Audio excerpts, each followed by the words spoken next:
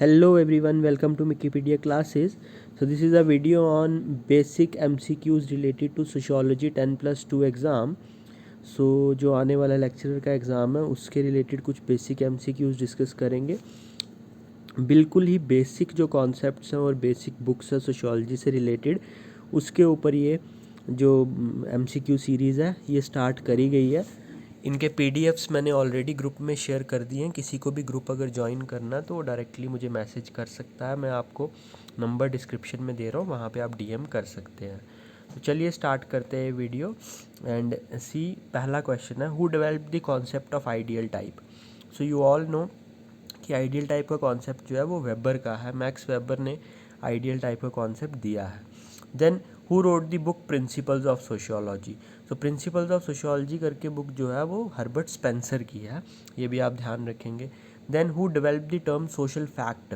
Social fact term जो है वो डुरखाइम ने दी है अपनी मेथडोलॉजी में, जो उसने मेथडोलॉजी यूज़ की to make sociology a science.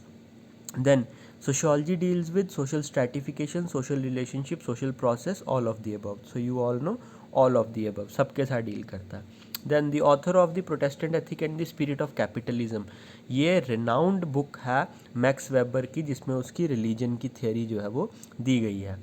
Then who first coined the term, you all know 1839 में अगस्त कुम्ट ने सोशियोलॉजी टर्म जो है वो कॉइन करी थी। देन उसके बाद क्वेश्चन नंबर 7 पे आ जाते हैं, who classified sociology as social statics and social dynamics. तो सोशल स्टैटिक और सोशल डायनेमिक का कॉन्सेप्ट जो है वो बेसिकली कुम्त ने दिया है जब उन्होंने पॉजिटिविज्म की थ्योरी दी और उसके बाद सोशियोलॉजी को डेवलप करना चाहा as a science. Then who gave the concept of I and me. Personality development की थ्योरी है GH मीड की, जिसमें उन्होंने आई और मी का कॉन्सेप्ट दिया है। Then who insisted upon the economic basis of social stratification. इनमें से किसने ये कहा था कि सोशल स्ट्रैटिफिकेशन का जो बेसिस है वो क्या है, इकोनॉमिक बेसिस है। सो आप सबको पता है कि मार्क्स की थियोरी है कैपिटलिज्म की, जिसमें वो बात करते हैं दो क्लासेस की, या उससे पहले भी जब वो हिस्ट्री को ट्रेस करते हैं तो वो यही बोलते हैं कि हर स्टेज में देयर वर टू क्लासेस, और वो दो क्लासेस जो थी वो किसके बेसिस पे थी, on the basis of economy. Then उसके बाद next concept is the concept of historical materialism was developed by. तो हिस्टोरिकल मटीरियलिज्म का concept you all know it was developed by Karl marks.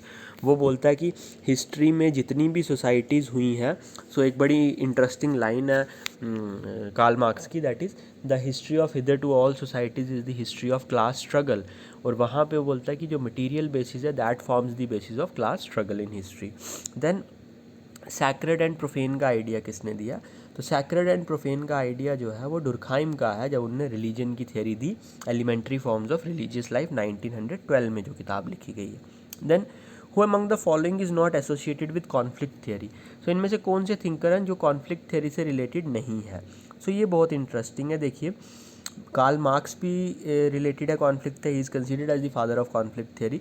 Then Dahrendorf is also related and Lewis Coser is also related. Comte has nothing to do with conflict theory, so ये आप ध्यान में रखेंगे।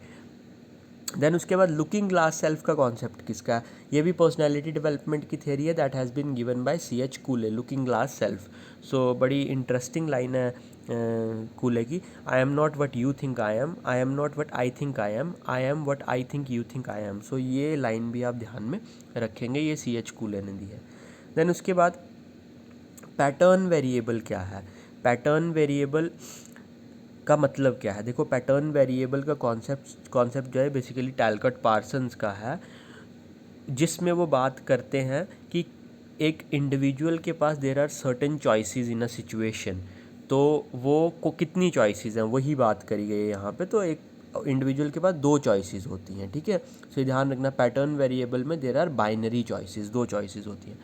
Then उसके बाद next question is which among the following is the youngest discipline in social sciences. तो youngest discipline हम सबको पता है कि सोशियोलॉजी ही है youngest discipline in social sciences. Then who among the following sociologist viewed crime and deviance as playing positive role in the society. तो इनमें से कौन है जो ये बोलता है कि क्राइम और डिवियंस जो है that plays a positive role in the society. तो सिंपल सी बात तुमको बताता हूँ, एक फंक्शनलिस्ट जो है वही बोल सकता है कि क्राइम और डिवियंस भी जो है वो एक पॉजिटिव रोल प्ले करते हैं सोसाइटी में, और वो डुरखाइम है। उन्होंने ये बोला कि क्राइम और डिवियंस से हमें ये पता लगता है कि सोसाइटी में किन नए लॉज की ज़रूरत है, या फिर हमारे लॉज एग्जिस्टिंग जो हैं वो फंक्शन अच्छे से कर भी रहे हैं नहीं कर रहे। देन एवोल्यूशनरी थियोरी किसके साथ एसोसिएटेड है, तो सोशियोलॉजी में एवोल्यूशनरी थियोरी का पूरा क्रेडिट जो है वो स्पेंसर को जाता है, because he developed the evolutionary theory. उन्होंने ऑर्गेनिक एवोल्यूशन जो है उसकी बात की है, सोशल एवोल्यूशन की बात की है। Then who wrote the book suicide, तो सुसाइड बुक जो है वो 1897 में लिखी गई थी बाय एमाइल डुरखाइम की किताब है suicide. Then who gave the concept of middle range theory? Now this is one such important concept in sociology, middle range theory, and this has been given by R.K. Merton का concept है middle range theory का। Then उसके बाद 20th, who among the following is not associated with sociology of knowledge? Now this is a very frequently asked question in exam, बहुत बार पूछा जाता है। Sociology of knowledge का कॉन्सेप्ट जो है वो कार्ल मैनहीम का है, ये आप ध्यान में रखेंगे। देन उसके बाद with whom do you associate the concept of Verstehen का concept, Verstehen is the basically the methodology to understand human relationships, human interaction, जो दी है मैक्स वेबर ने। तो Verstehen is we act on the basis of our understanding। then उसके बाद which one of the following is use by Spencer to explain the theory of evolutionism. तो evolution की theory जो है उसको एक्सप्लेन करने के लिए स्पेंसर ने क्या एनालॉजी यूज़ की है, सो उसने बेसिकली यूज़ की है ऑर्गेनिक एनालॉजी। उसने बोला जिस तरह ह्यूमन बींग्स में डिफरेंट पार्ट्स मिल के इंडिविजुअल को बनाते हैं, वैसे ही सोसाइटी में डिफरेंट पार्ट्स मिलके सोसाइटी को बनाते हैं, और सोसाइटी इवॉल्व होती है जैसे ह्यूमन बींग्स इवॉल्व हुए हैं।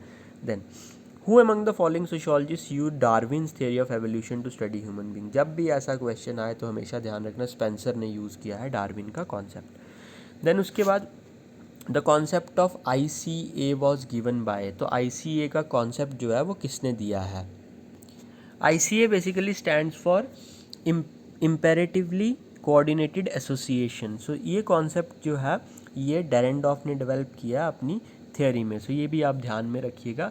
This is a very important concept when it comes to the relationship और power structure in the society, जिसमें वो बोलता है कि इम्पेरेटिवली कोऑर्डिनेटेड एसोसिएशन जो होता है वो क्या होता है, it is a unit of social action that is characterized by an organizational structure of power where the relationship between the ruler and the ruled is central।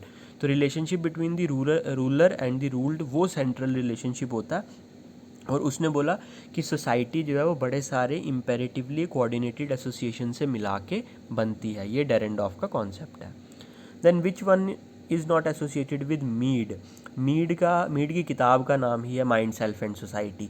तो माइंड सेल्फ और society is associated with Mead but community is not associated with Mead. तो Mead की किताब का नाम आप ध्यान में रखेंगे mind self and society. Then which one of the following is associated with डुरखाइम।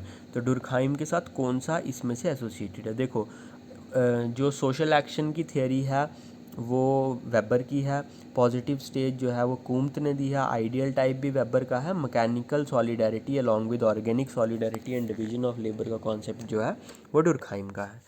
Then उसके बाद who wrote the book the division of labour. The division of labour in society डुरखाइम का डॉक्टोरल थीसिस है जो उन्होंने 1893 में लिखा था। सो ये आप ध्यान में रखेंगे। देन उसके बाद लास्ट 3 क्वेश्चंस है। AGIL is associated, so AGIL is one such important theory.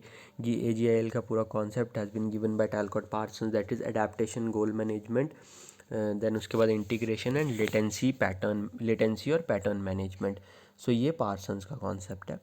Then law of 3 stages is propounded